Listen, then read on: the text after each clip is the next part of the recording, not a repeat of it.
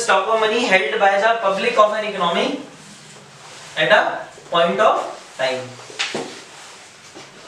Remember, we have already done stock and flow variable, where stock is always measured at a point of time. So you can simply say, just understand that you can say that suppose say 100 million rupee are held by the public of India on say the 15th of March 2017. Okay, so it means that it is the money which, total amount of money which the public is having at a certain point of time in an economy. So when you have to define money supply, you will define it as the stock of money held by the public of an economy at a given point of time. Now see, there are certain measures of measuring this money supply, or you can say there are various ways of measuring the money supply, that what is the money supply of an economy. That is the measures of money supply. There are four measures of, or you can say four ways of measuring the money supply. They range from M1, M2, M3 to M4. Remember, when we move from M1 to M4, the liquidity will decrease and the magnitude will increase. Magnitude means the value. First, understand what is meant by liquidity. Liquidity means the ability of this money to be converted into goods and services, or you can say that what is the capacity of that money to buy the commodities. Liquidity, if you are a commerce student, you must know what is liquidity. You must be knowing it is the ability of a conversion of a particular commodity into cash, or cash into some particular commodity. So liquidity will decrease and magnitude will increase. Magnitude means value. Suppose value of M1 is 100, so this will be 120, this will be 140, this will be 160. In M1, we include cash held by the public, demand deposit held by the public, and OD. Or you can say M1 includes CC, DD and OD. Here CC means the currency held by the public, means the cash in form of notes and coins. DD means demand deposit.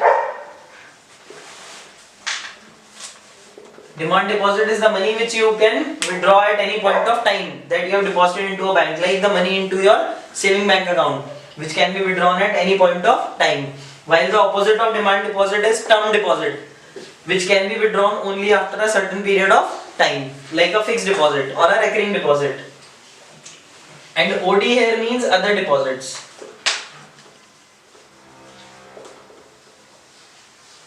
Other deposits means the deposits held by the RBI from the organizations like IMF, like the World Bank, or maybe the government of that particular economy, or any government agency which is depositing its money with the RBI, because they can also at any point of time withdraw this money and use it in the economy.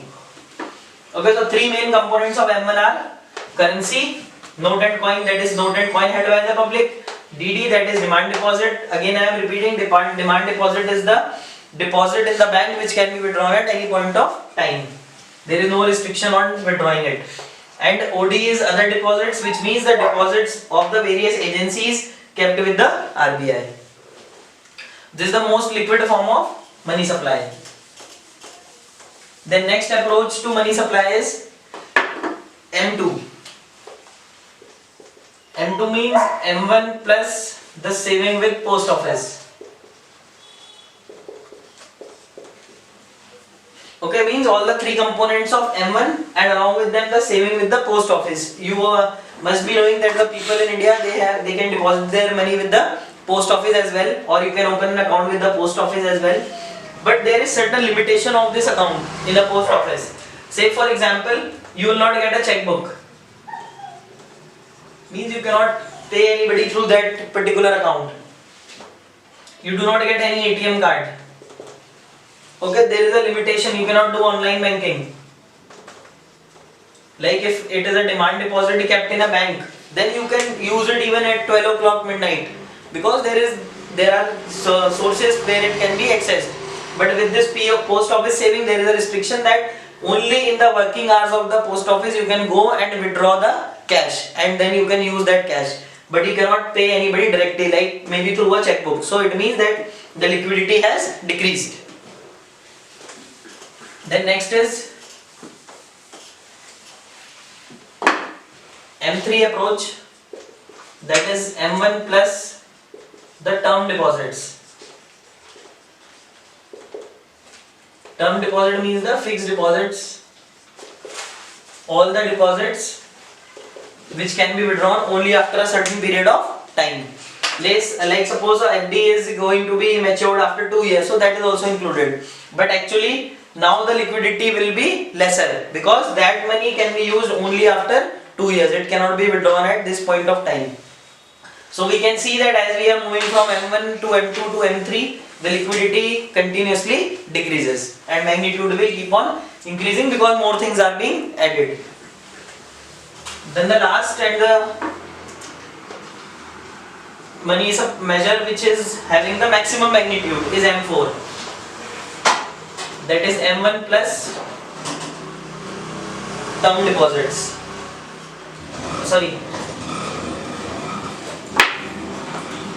M1 plus the term deposits.